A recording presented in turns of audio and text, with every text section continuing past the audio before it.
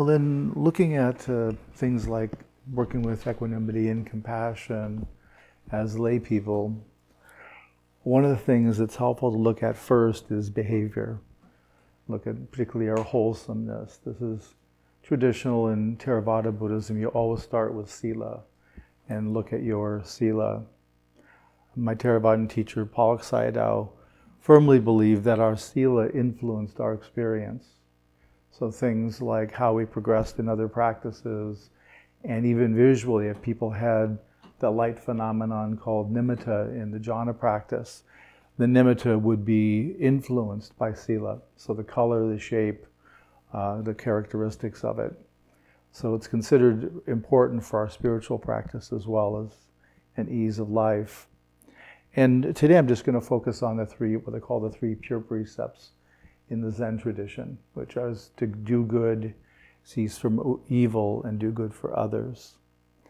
For me, I don't really take on a big definition of evil. I define evil as us taking an action that we know is going to benefit us, we know it's going to harm someone else, and we do it anyway.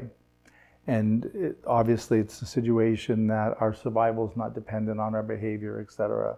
So this is just an optional decision, but we know someone's going to be harmed. And so it starts by just looking at our behavior, looking at how we're conducting our lives. My first Zen teacher I took the precepts with in the 70s, talked about looking at life through a perceptual lens. So looking at our life, looking at decision points, and seeing, is this action I'm contemplating going to violate the precepts in some way? And we can start with just the pure precepts. So like for me, I hold the do good for others as sort of a little ongoing precept work. And that's what I look at when I'm making decisions. Is this going to do good for others? Are others going to benefit by this action or not? And so that helps us, just starting with that kind of a lens.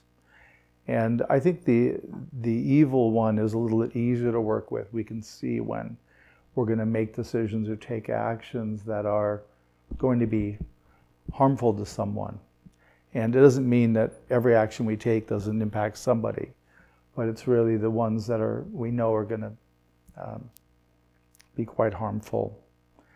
I'm just curious, how does that strike you? I mean, have any of you tried using a perceptual lens? Have you, do you work with the pure precepts? Those of you that have taken Jukai in particular, because you get the pure precepts in the ceremony. Any considerations from anyone about that? That's what I'm at, for sure. Well, it's helpful to hold the fact that we're never going to be perfect. So if we're trying to achieve that, it's always going to be failure. But what's the best we can do? You know, what's possible? There was this Buddhist group years ago that had their motto was to hope for the best, expect the worst, and do what's possible. And I always thought that was great advice as humans. Anybody else? What's it like with the precepts or living from the heart? What have you seen? Yeah, so this is the start, and for lay people, this is really what we want to be looking at, is bringing this forward into our lives and trying to live from the precepts. And that's part of why, as you know, I've redrafted the precepts. I wanted to have an alternative to the prohibitive, have a more generative perspective. And I wanted, like the precept of do not kill, I have preciousness. Because I really wanted people to work with that. What's preciousness mean? How do I recognize it? How do I continue it? And then also it's not as harsh, because the Buddha was an aversive type. So he really had rules and prohibitions, and there was right and wrong in his mind. He was really clear. And I think we're not all wired that way. So to understand that, you know, there's different approaches. And we can do we can suffer a lot trying to keep the precepts and feel that we fail, that we're not keeping them in some fashion.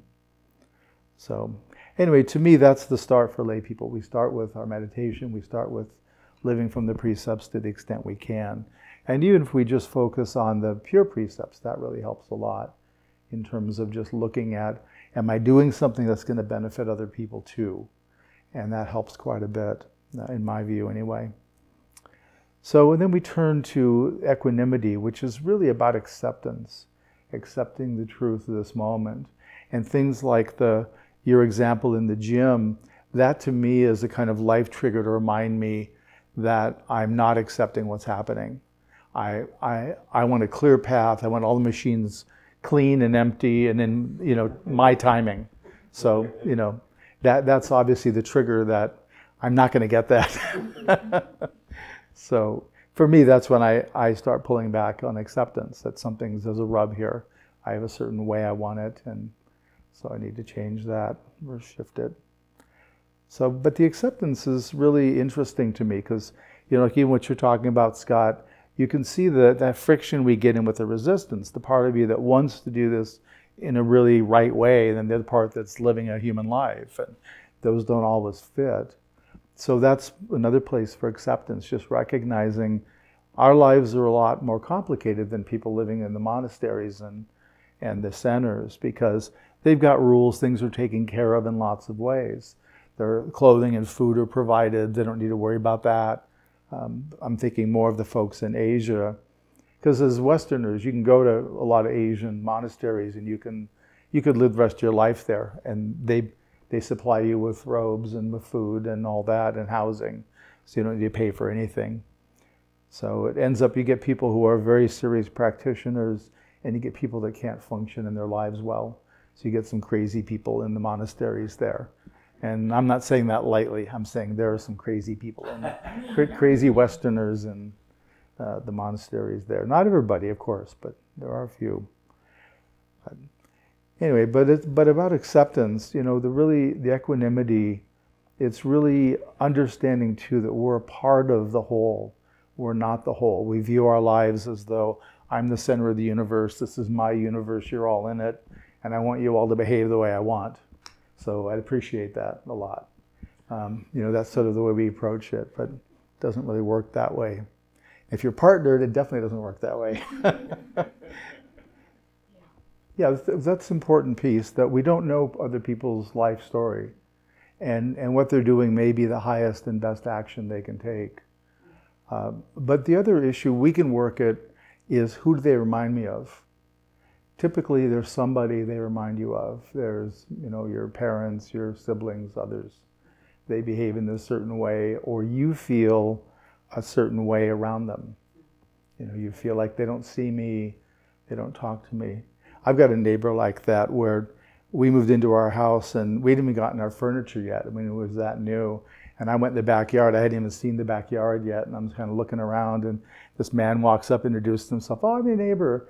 And he goes, by the way, did you take my tree?